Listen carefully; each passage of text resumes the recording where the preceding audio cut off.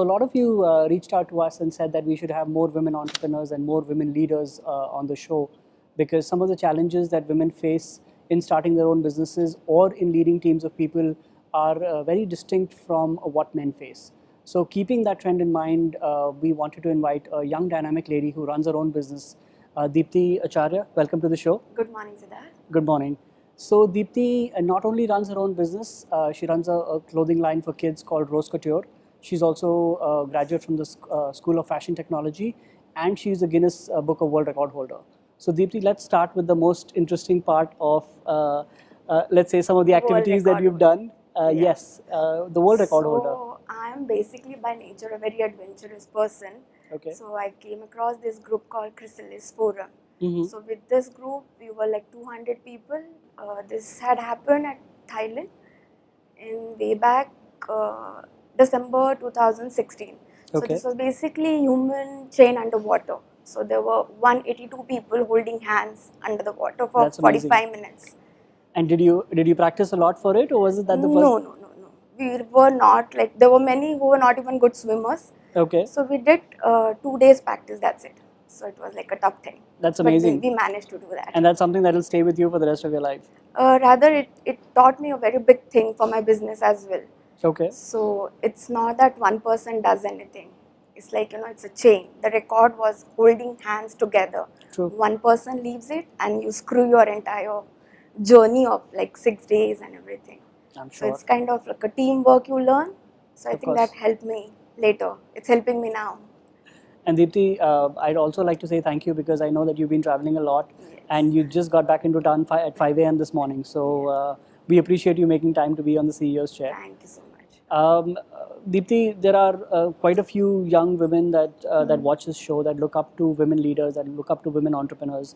I think you were in their shoes once, not too long ago as well. Yes. What would you tell somebody that wants to become, separate from the herd, that does not want to have a mentality of being an employee? And there's nothing wrong with being an employee, but you can be a women leader as well. Right.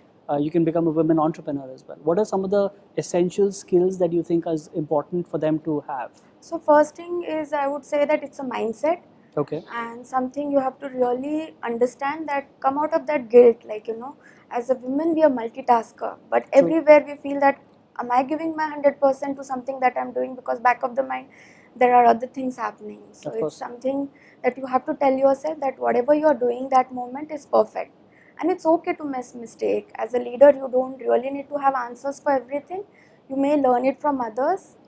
And then if you're leading a team, if you're a leader, then you have to make sure that your team is something that, like, they follow your values strongly. Because I know I cannot be there 24 hours with my Absolutely. team. But if they know the core value of your organization, I think the alignment is much easier.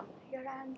Wow. You make it sound so simple. I mean, and after you graduated, you worked for an organization for almost 10 years. Yes. You started your way at the entry level, and then you worked your way up, and you, I think when you left, you were head of design for that organization. Yes. So I was leading the team of 10 designers. Okay. Plus I was a core team member, a headstrong core team member, I must say, because I was the only female in the entire group. Okay.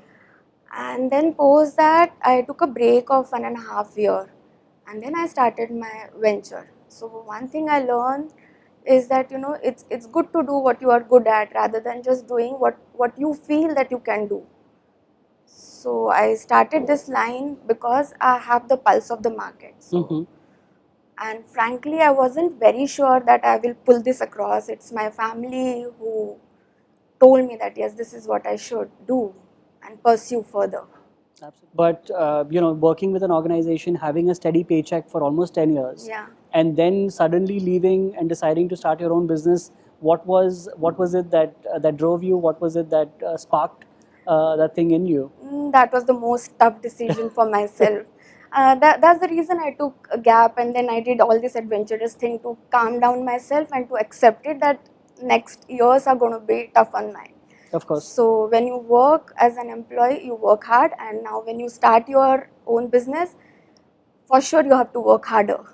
I'm sure, but it must have been quite the journey. You've been the company Couture has been around for about 1.5 years now. Yes. You started with only 2 employees Yes. that were doing everything, Yes. and now you've grown to 15, Yes. which is amazing.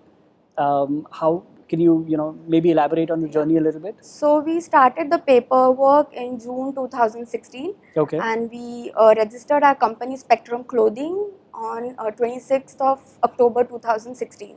Okay. And then looking out for logo, and then thinking for a brand, because I wanted a different brand name and a company name, because in future I may start with another few lines Of course. under the company. So from trademark and making the website, and there were a lot of things. See, I knew product designing, the whole concept wasn't difficult for me because it is in me. For me, it was difficult to find the legal part, understanding the finance, the business part of it, and the hardest thing to sit in the position as an employer, because Absolutely. you work for so long and you work the toughest employee, and your mindset is of that side of the business. So Correct. that was more challenging for me, to be an employer, think in the different angle, then sort out things on one platter.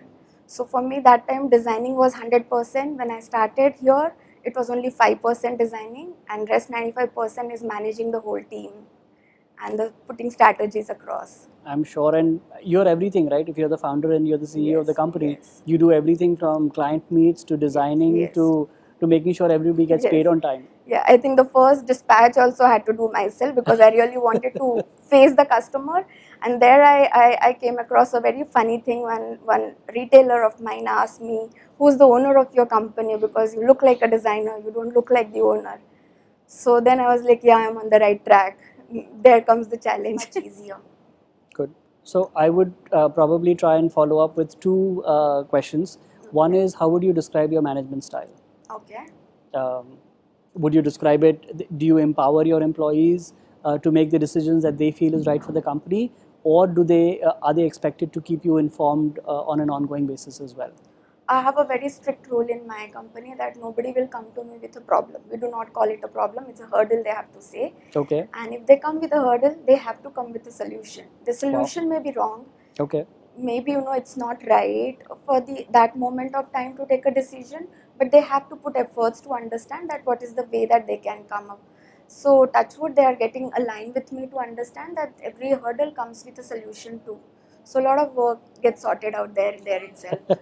And I think that starts from day one, right? Right from the Yes, first interaction yes. with the employee. Yes. The follow-up question to that is, how do you handle a crisis?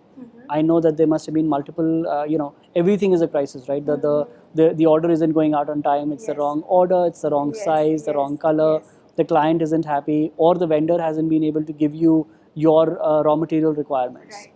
How do you handle the crisis on a day-to-day basis? I won't lie, it does create a panicky situation.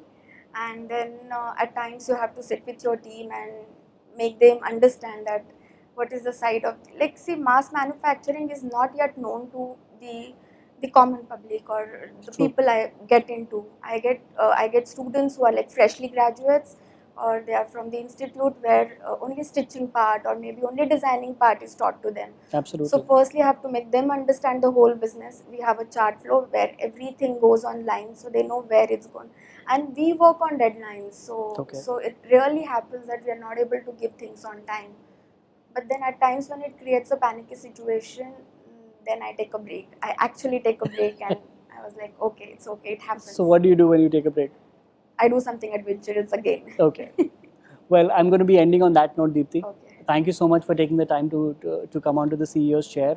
I know that there are a lot of viewers out there that are looking, for people like you that can be an inspiration for them in their journeys. Okay. So thank you everyone for watching. I hope you've learned as much from my interaction with Deepti Acharya as I have.